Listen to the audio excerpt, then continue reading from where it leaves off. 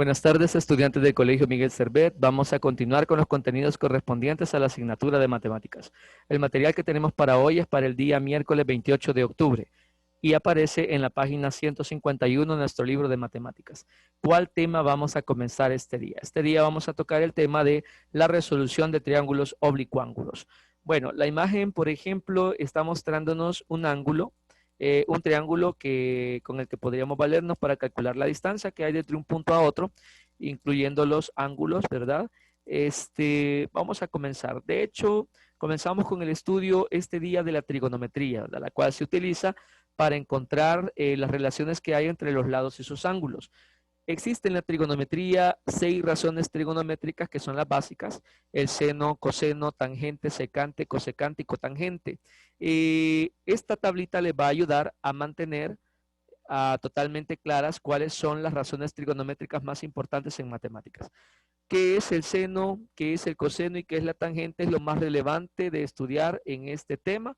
¿Por qué razón? Porque los otros 3 son los inversos.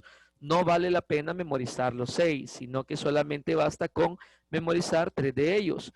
Y esos 3 nos van a permitir estudiar los demás, ¿verdad? Los básicos son el seno, el coseno y la tangente. Estos 3 son los principales que nos debemos aprender. Luego tenemos los opuestos a ellos, que son la cotangente, la secante y la cosecante.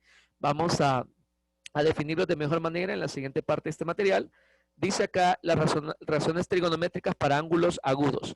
¿Qué ocurre con los ángulos agudos? Realmente estamos hablando de que un triángulo rectángulo es aquel que mide en uno de sus catetos, en la unión de sus catetos, 90 grados, ¿verdad?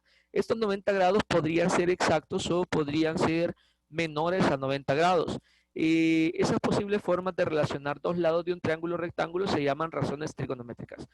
Las razones trigonométricas no dependen de la longitud de los lados, sino que dependen del valor del ángulo que hay entre esos lados. El triángulo rectángulo se encuentra obviamente en el primer cuadrante, ya que estamos hablando de un valor de 90 grados y el primer cuadrante trabaja desde 0 a 90 grados, por lo que es obvio que cualquier razón trigonométrica me va a arrojar un valor que sea positivo. Ese es un dato muy importante, porque si un alumno calcula, por ejemplo, el seno de un valor y el seno de ese valor aparentemente calculado le dio negativo, es porque algo está mal si se trata de un triángulo rectángulo. Es que eso está mal porque en un triángulo rectángulo las respuestas deben obligatoriamente que ser positivas, en vista que son valores de grados que aparecen en el primer cuadrante donde solo hay valores positivos. ¿Ok? Tenemos nuestro primer ejemplo, dice acá: a partir del triángulo mostrado, determina el valor de las 6 funciones trigonométricas para el ángulo θ.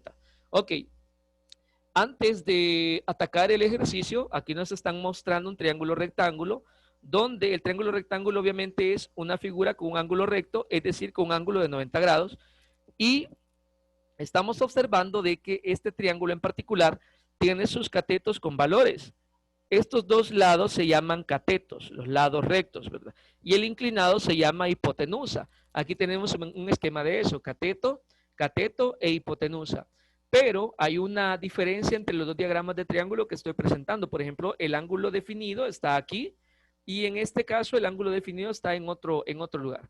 ¿Qué significa teta? Significa que aquí aparece el ángulo.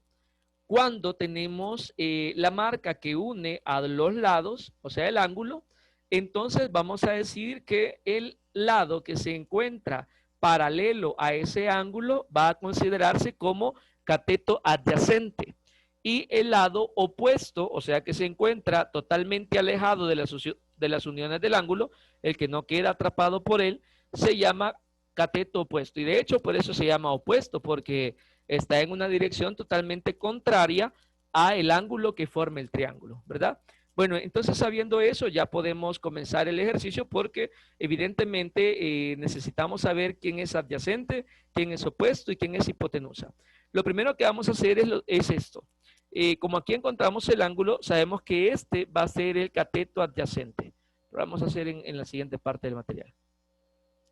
Aquí les dejé el triángulo, sabemos que este de acá, este va a ser el adyacente. Le vamos a poner adyacente. Este es el cateto adyacente. Y lo sabemos porque aparece muy cerca, de hecho, del ángulo, ¿verdad? Entonces, este es nuestro cateto adyacente y este otro de acá arriba sería nuestro cateto opuesto, ya que está en un lado contrario de el valor del ángulo. Ahora, ¿qué vamos a hacer? Por el teorema de Pitágoras sabemos que el cuadrado de la hipotenusa equivale a la suma de los cuadrados de sus catetos. Eso es lo que establece el teorema de Pitágoras. Por lo tanto, eso dicho en fórmula sería hipotenusa al cuadrado igual al adyacente al cuadrado más el opuesto al cuadrado. La hipotenusa al cuadrado, por tanto, valdría igual a, como debemos saber quién es el adyacente, ya dijimos que este va a ser el adyacente porque está cerca del ángulo, entonces este valdría 4 al cuadrado más el opuesto, que es el que está en dirección contraria o en posición contraria al ángulo. Entonces sería 3 al cuadrado. Al elevar 4 al cuadrado me da 16 y al elevar 3 al cuadrado me da 9, haciendo una suma de 25. Al despejar la hipotenusa, calculamos la raíz cuadrada de 25, dándome el valor de la hipotenusa de 5. 5. Por lo tanto, le pongo el valor de la hipotenusa acá y ya tengo mi triángulo completo. Primer paso entonces, estudiantes, siempre que tengamos este tipo de ejercicios, el primer paso que habrá que hacer, evidentemente, es completar el triángulo. ¿Qué significa completar el triángulo? Completar los 3 lados en magnitud que tiene el triángulo, ¿ok? Siguiendo el teorema de Pitágoras. El teorema de Pitágoras se aplica en este caso para triángulos rectángulos, ¿ok? Bueno, ahora vamos a calcular las 6 razones trigonométricas. Como pueden notar, yo he dejado un orden diferente al que tiene el libro para hacerlo más pedagógico. ¿Por qué? Porque, como les decía, no tiene sentido aprender las 6 razones trigonométricas. Eso es intentar perder el tiempo. Lo único que hay que saber es que el seno, coseno y tangente son las 3 básicas. Luego de haber hecho estas 3, hay que recordar cuál es la opuesta al seno, que es la cosecante. ¿Cuál es la opuesta al coseno? Que es la secante. ¿Y cuál es la opuesta a la tangente? Que es la cotangente. Por lo tanto, lo primero que hacemos, y quiero que lo veamos bien, es encontrar las 3 básicas. El seno se entiende como el opuesto sobre la hipotenusa. Vamos a ver cuánto vale el opuesto, es 3, y la hipotenusa es 5, por lo tanto me queda 3 sobre 5. El coseno es adyacente sobre hipotenusa. El adyacente vale 4 y la hipotenusa me quedó 5, entonces me queda 4 quintos. La tangente vale opuesto sobre adyacente, por lo tanto es 3 cuartos. Ahora, esto es bien sencillo. Como la cotangente es el opuesto a la tangente, entonces hago lo inverso. En lugar de opuesto sobre adyacente, pongo adyacente sobre opuesto, y en lugar de 3 cuartos me queda 4 tercios.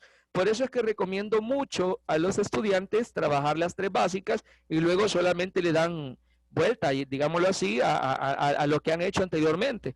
Es trabajar más rápido, ¿verdad? Es trabajar más rápido. Recordemos que es una técnica, por ejemplo, para PAES, que funciona muy bien para no perder mucho el tiempo, porque si ustedes se memorizan las 6, entonces luego van a tener que trabajar recordando qué era cada cosa y haciéndolo completamente a mano, ¿verdad? Entonces, el coseno de teta era 4 quintos, entonces la secante será 5 cuartos.